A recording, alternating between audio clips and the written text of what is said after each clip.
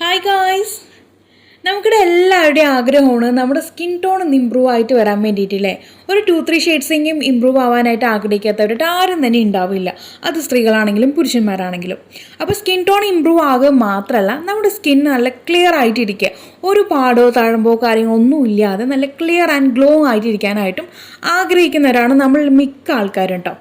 അപ്പോൾ അവർക്കൊക്കെ വേണ്ടിയിട്ടുള്ള ഒരു അടിപൊളിയായിട്ടുള്ള ഫേസ് ക്രീം അല്ലെങ്കിൽ ഒരു ഫേസ് പാക്കിൻ്റെ റെമഡി ആയിട്ടാണ് ഞാനിന്ന് വന്നിരിക്കുന്നത്.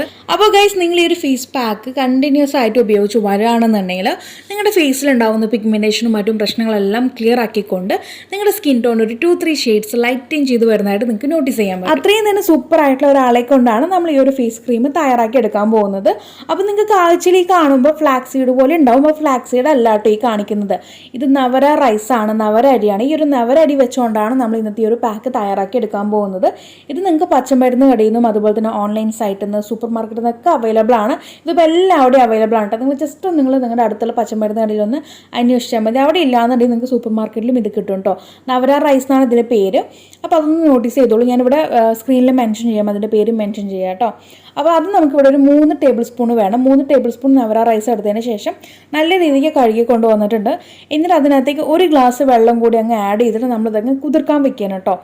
ഇത് ഞാനിപ്പോൾ തലേന്ന് രാത്രിയാണ് ഈ ഒരു വീഡിയോ ഷൂട്ട് ചെയ്യുന്നത്. പിറ്റേന്ന് രാവിലെയാണ് ഞാൻ ഈ ഒരു ഫേസ് പാക്ക് അല്ലെങ്കിൽ ക്രീം തയ്യാറാക്കി എടുക്കാൻ പോകുന്നത്. അപ്പോൾ അതിന് വേണ്ടിയിട്ട് ഞാനിവിടെ അതങ്ങ് കുതിർക്കാനായിട്ട് സമയം കൊടുക്കുകയാണ്.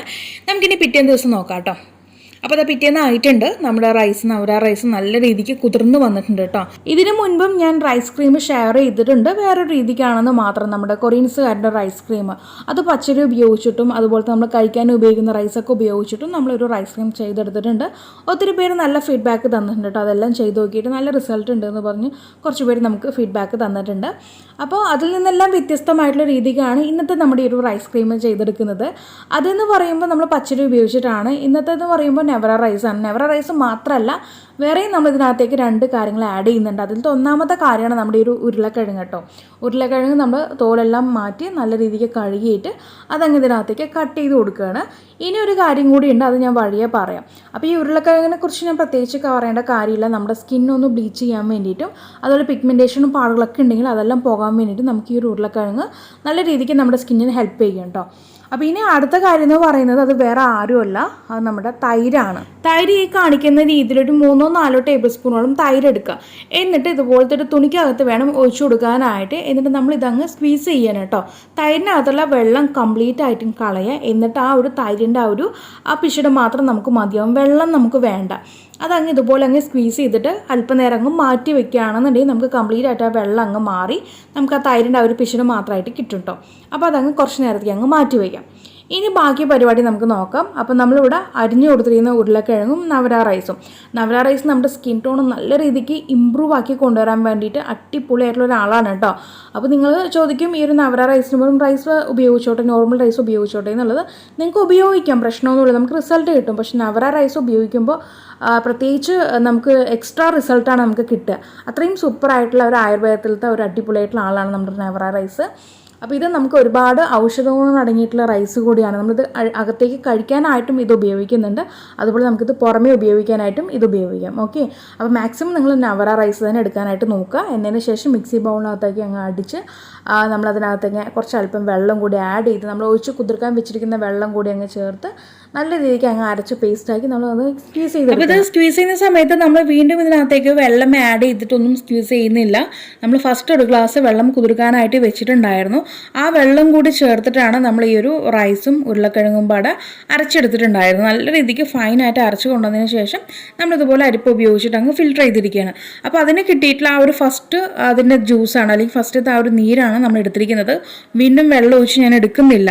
ബാക്കി വരുന്ന ഒരു പിശുട് നിങ്ങൾക്ക് ബോഡിയിലേക്ക് ഉപയോഗിക്കാം കേട്ടോ, കളയേണ്ട കാര്യമില്ല. ഒരു സ്ക്രബ് പോലെ നിങ്ങൾക്ക് അപ്ലൈ ചെയ്യാം. അപ്പോൾ നമ്മൾ ബാക്കി കിട്ടിയിരിക്കുന്ന ഈ ഒരു നവര റൈസും ഉരുളക്കിഴങ്ങിൻ്റെയും ആ ഒരു നീര് നമ്മൾ മീഡിയം ഗ്യാസ് ഓൺ ചെയ്തിട്ട് മീഡിയം ഫ്ലെയിമിൽ അങ്ങ് ഇട്ടിട്ട് ഹീറ്റ് ചെയ്ത് കൊണ്ടുവരികയാണ് കേട്ടോ. ജസ്റ്റ് ഒന്ന് നമ്മുടെ ആ ഒരു പാത്രം ചൂടായാൽ മതി. പെട്ടെന്ന് തന്നെ നമുക്ക് ആ ഒരു കൂട്ട് നല്ല രീതിക്ക് അങ്ങ് കുറുകി വരും. ഈ ഒരു കൂട്ട് നമുക്ക് നന്നായിട്ട് കട്ടിയായിട്ടൊന്നും വരത്തില്ല, ഒരു ചെറിയൊരു ലൂസ് കൺസിസ്റ്റൻസിയിലായിട്ടാണ് കുറുകി വരുന്നത് കേട്ടോ. ഇനി ഒരു പക്ഷേ നിങ്ങൾക്കിത് കട്ടി കൂട്ടണമെന്നുണ്ടെങ്കിൽ ഇതിനകത്തേക്ക് നിങ്ങൾ നമ്മളൊരു കൂട്ട് ചൂടാക്കാനായിട്ട് വെക്കണേക്ക് മുന്നായിട്ട് ഒരു 1/2 ടീസ്പൂൺ അല്ലെങ്കിൽ 1 ടീസ്പൂണോളായിട്ട് കോൺഫ്ലവർ ചേർത്ത് കൊടുക്കാം. നമ്മുടെ ചോളമാവ് ഇതിനകത്തേക്ക് അങ്ങ് ആഡ് ചെയ്ത് കൊടുക്കാം. എന്നിട്ട് നിങ്ങൾ കുറുക്കുകയാണെന്നുണ്ടെങ്കിൽ നിങ്ങൾക്ക് പെട്ടെന്ന് തന്നെ നല്ല രീതിക്ക് ഒന്ന് കുറച്ചും കൂടി കട്ടിയായിട്ട് നിങ്ങൾക്ക് കുറുകി കിട്ടും കേട്ടോ. പക്ഷെ നമ്മുടെ ഈ ഒരു നവര റൈസും ഉരുളക്കിഴങ്ങും കൂടി ചേർത്തുള്ള ഒരു കൂട്ട് നന്നായിട്ടൊന്നും കട്ടിയാവില്ല. അതേ കാണുന്ന രീതിക്ക് ലൂസ് കൺസിസ്റ്റൻസി ആയിട്ടാണ് അത് കുറുകി വരുന്നത്. ഞാൻ ഈ രീതിക്കാണ് ചെയ്തെടുക്കുന്നത്. ഇതിനകത്തേക്ക് കോൺസ്റ്റാർച്ചൊന്നും ചേർക്കുന്നില്ല, കോൺഫ്ലവറൊന്നും ചേർക്കുന്നില്ല. ജസ്റ്റ് നമ്മുടെ ആ ഒരു പൊട്ടറ്റോയുടെ ജ്യൂസും അതുപോലെ തന്നെ നവര റൈസിൻ്റെ ആ ഒരു ജ്യൂസാണ് നമ്മൾ ഇതിനകത്തേക്ക് ആഡ് ചെയ്തിരിക്കുന്നത്.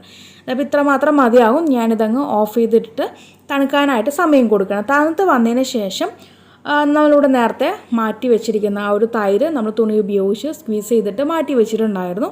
അത് ഇതിനകത്തേക്ക് അങ്ങ് ആഡ് ചെയ്തിട്ട് നന്നായിട്ട് അങ്ങ് മിക്സ് ചെയ്തെടുക്കുകയാണ് കേട്ടോ. അപ്പോൾ നമ്മളിത് തൈര് മിക്സ് ആവുന്ന സമയത്ത് നമ്മുടെ ഈ ഒരു കൂട്ട് നല്ല രീതിക്ക് തണുത്ത് വരണം. തണുത്ത് വന്നതിന് ശേഷം മാത്രമേ നമുക്ക് അതിനകത്തേക്ക് തൈര് ആഡ് ചെയ്യാൻ പറ്റുള്ളൂ കേട്ടോ. അപ്പോൾ തൈര് ആഡ് ചെയ്യുന്ന സമയത്ത് നമുക്ക് നമ്മുടെ സ്കിന്ന് നല്ല രീതിക്ക് മോയ്സ്ചർ ചെയ്ത് കിട്ടാൻ വേണ്ടിയിട്ടാണ് നമ്മൾ ഇതിനകത്തേക്ക് തൈര് ആഡ് ചെയ്യുന്നത്. ഇതിനകത്ത് നമ്മൾ വേറെ ഒന്നും തന്നെ ചേർക്കുന്നില്ല, ഓയിലോ ഗ്ലിസറിനോ അലോവേറ ജെല്ലോ ഒന്നും തന്നെ ചേർക്കുന്നില്ല.